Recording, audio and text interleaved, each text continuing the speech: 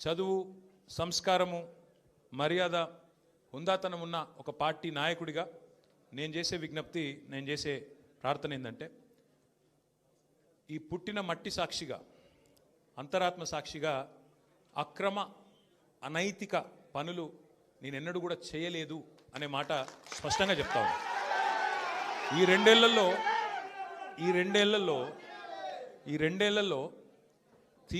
తీవ్రంగా, ఈ రెండేళ్లే కాదు, దాదాపు గత 7-8 ఏళ్ళుగా తీవ్రమైన క్యారెక్టర్ అసాసినేషన్ ఎఫర్ట్ నా మీద, వ్యక్తిత్వ హననం.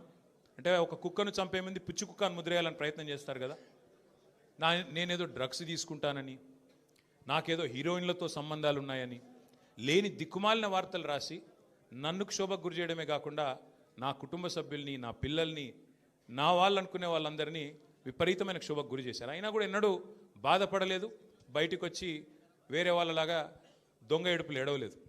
నేను నిబద్ధతతో పనిచేసిన నాయకుని కాబట్టి ఎవరికి భయపడకుండా 2 ఏళ్లుగా తలవంచకుండా పోరాటం చేస్తూ ఉన్నాను.